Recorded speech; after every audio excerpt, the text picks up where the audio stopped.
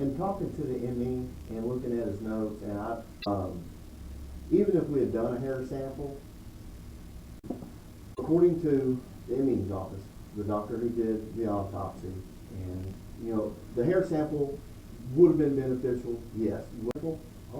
Was it the pinnacle of the investigation? No. I assume that y'all didn't go and interview anyone from the fire department. No, Dad wasn't living there at the house. Granted, he's a father. I didn't think there was a whole lot of information because I was talking to you quite a bit and getting emails back and forth from you, which was giving me a lot of information to look at. That's the reason why I asked for the timeline, because the timelines help me put the pieces together. But it wouldn't, I'm not hearing the reason that it didn't go to the fire station. Ely had talked to the father on scene at the day of Chris's death. Before we knew it was signed, wasn't it? Right, before. So that's kind of not the same kind of discussion he would have now that he knows it's signed. Yeah. I'm just trying to understand. You want to go through those questions? Why did you say you didn't go to the fire station? Or Typically, we're not going to interview guys that they work with. Just didn't seem necessary to go and talk to his friend. Usually people who do commit a crime typically are not going to say, hey, my mom helped my son, kill himself.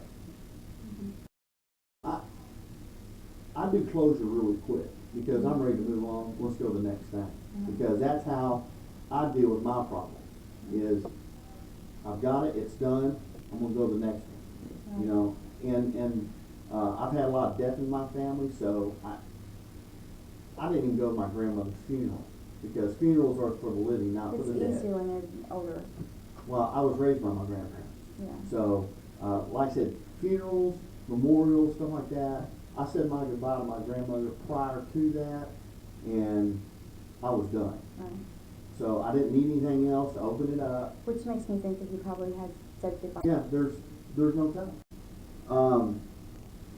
And in fact, we talked about this before. Pat told your mom that she promised she would pay for a funeral.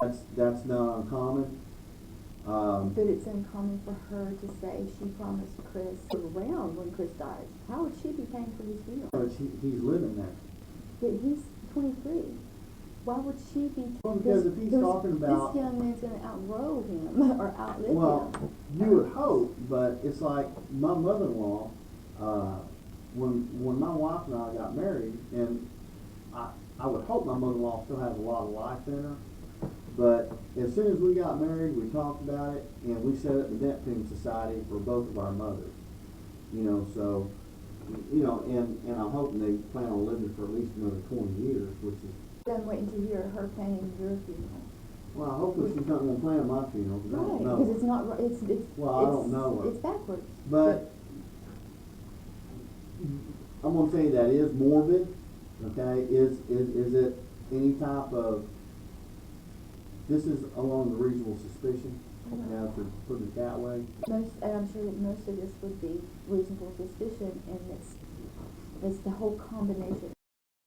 Acid rash right here from drinking something. Well, and also, it'll start. The body starts reacting to cyanide, and then it'll start bubbling out. Right, and there was none of that. Right. Well, but that could have been from the side. Right. Right. Bubbling out, not necessarily ingested. And of course, the DA couldn't say, and that was not the DA, but the ME's office couldn't say how it was ingested, other than it was ingested. Right. Because going through the ME's report, I didn't see the contents of the stomach. Right. They didn't put it in there. One of the because things, he was already gone before they were able to test for that. That kind of goes back to Ely and his mistake. Well, and typically when I've dealt with, we could have had that. Well, typically I deal, like I said, I'm relatively new to Ellis County. Like I said, all my experience is Tarrant County and Dr. Pearwater. You can't beat his department. I've never dealt with Dallas other than this specific one, but, myself and Dr. Kerwani have worked together on several cases, and they'll do a stomach content. Right. And when we approach a scene, and he's been through my crime scene class, when we approach a scene, we want to look for any indicators of, has anybody tampered with the scene prior to. Basically, I don't know if y'all watch TV shows, but some of them are realistically correct in some way. So we look at a crime scene, and like I said, we started out as a homicide to make sure that we're looking at all avenues. On the day that he died? Mm-hmm.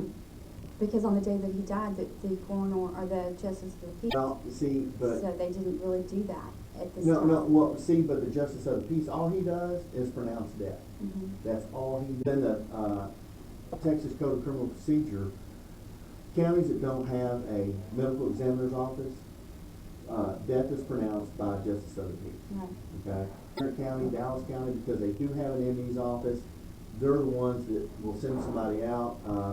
When I worked in Tarrant County, they calls on the phone and say, hey, what do you have? What are you looking at? Depending on what it was, they might send an investigator out there, or, you know, if you got somebody that's taking you, you're not going to call the MD's office, you know, and say, hey, I need you to come out here.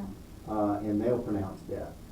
So, and typically on like hospice situations, as long as there is a doctor, somebody who's majorly ill, cancer, hospice, leukemia, if their originating doctor will sign off on the death certificate, it doesn't even go to the MD's office, it goes straight to the funeral home. Mhm. So back to the crime scene. We'll look at the crime scene, like I said, justice of the peace, he can put whatever he wants on his paperwork. We don't care.